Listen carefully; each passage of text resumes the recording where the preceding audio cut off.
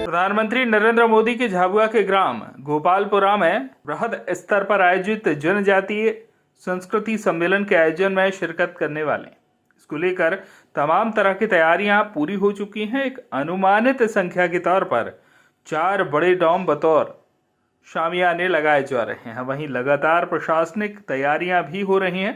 सुरक्षा को लेकर पुलिस व्यवस्था माकूल नजर आ रही है। वहीं ग्राम गोलापुरा समेत कुल 5 हेलीपैड के निर्माण किए गए हैं। वहीं लगातार कैबिनेट के सदस्य और भाजपा प्रदेश अध्यक्ष समेत समस्त पदाधिकारियों का दौरा निरंतर जारी है। इसे लेकर आज अनुसूचित जनजाति प्रदेश अध्यक्ष कल सिंह भावन ने सुबह 10:30 बजे एक पत्रकार वार्ता आयोजित की, जिसमें प्रधानमंत्री के आगमन को सांस्कृतिक उत्सव के रूप में आयोजित करने की बात कही। वहीं राजनीतिक गलियारों में प्रधानमंत्री नरेंद्र मोदी के दौरे को लोकसभा चुनाव का पहला आगाज बताया जा रहा है। हम सब सौभाग्यशाली हैं कि हमें इस देश में नरेंद्र मोदी जैसे यशस्वी प्रधानमंत्री मिले हैं और उनके नेतृत्व में आज देश विकास की ओर एकदम बढ़ रहा है और जनजाति समाज जो एक समय था जिनको खाने को नहीं मिलता था, कपड़े पहनने को नहीं मिलता था, दूर गांव से आवागमन के कोई साधन नहीं थे, न कोई रास्ते थे, न घरों में बिजली थी, कोई भी सुविधा हम जनजाति समाज को नहीं थी। इन 70 साल जो कांग्रेस ने राज किया उनमें कोई भी सुविधाएं नहीं थी। आज नरेंद्र मोदी आए तो हम जनजाति समाज बहुत आगे आए हैं, संपन्नता की ओर आए हैं। उन्होंने कई योजनाएं बनाई और इस देश को विकासशील देश बनाने का संकल्प लिया, वो आज धरातल पर दिख रहा है। हमने सबने देखा है। हमने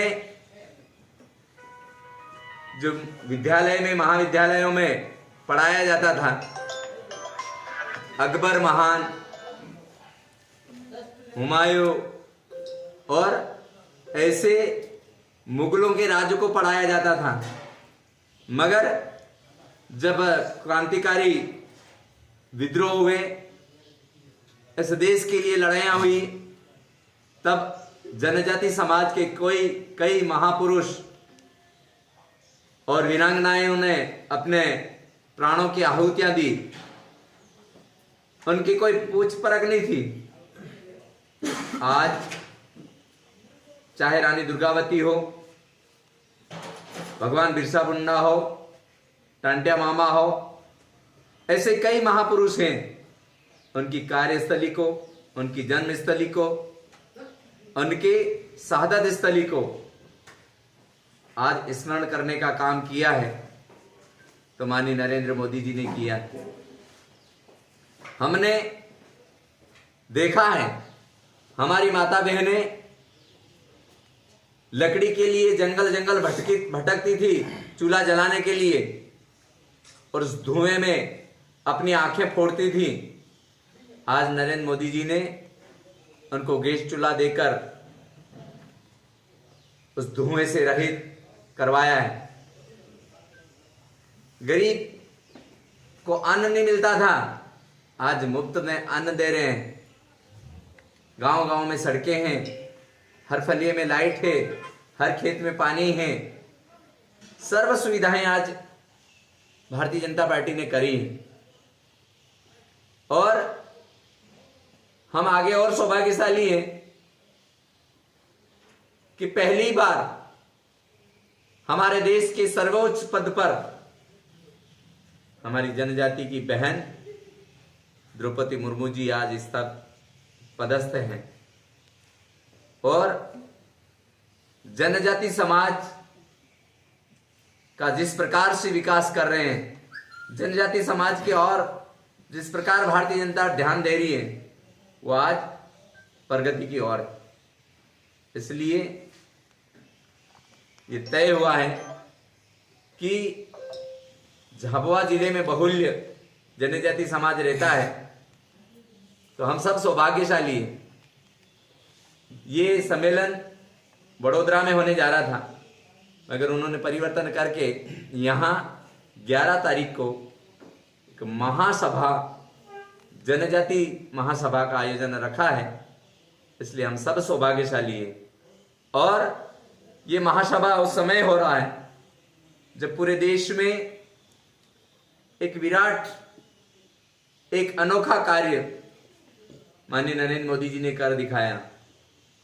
22 तारीख को अयोध्या में रामलला की स्थापना करके पूरे देश को राममय कर दिया, और उसके तुरंत बाद उस राम जी को साथ देने वाले भील समाज के लोगों को मिलने के लिए आ रहे हैं। ये हमारे लिए बहुत बड़ी सौभाग्य की बात है।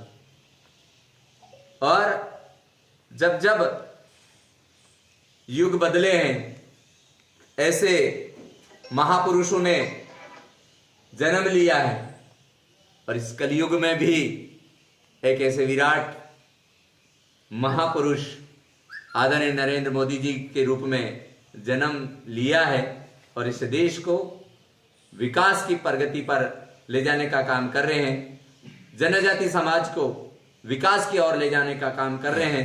जनजाति समाज को के उत्थान करने का काम कर रहे हैं। भारतीय जनता पार्टी का मकसद है अंत्योदय उनके जहन में है।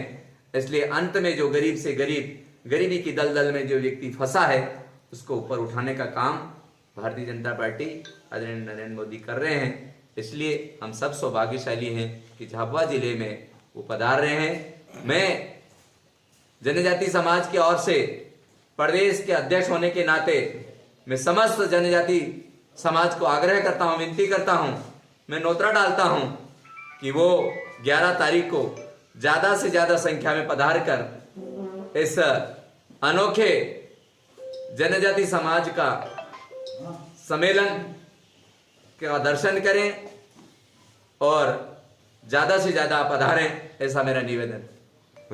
झाबुआ से 4 किलोमीटर दूर गोपालपुरा गांव है, वहां हवाई पट्टी है, वहां सभा स्थल है, और वो वहीं आएंगे, वहीं उतरेंगे, वहीं सभा स्थल करेंगे। और जनजाति समाज के जो संत हैं वो भी वहां उपस्थित रहेंगे। जनजाति समाज के समाज सेवी हैं, वो भी वहां उपस्थित रहेंगे। जनजाति समाज के विभिन्न विभिन्न संस्कृति, रीति रिवाज, परंपराएं, उनके भी दर्शन वो करेंगे।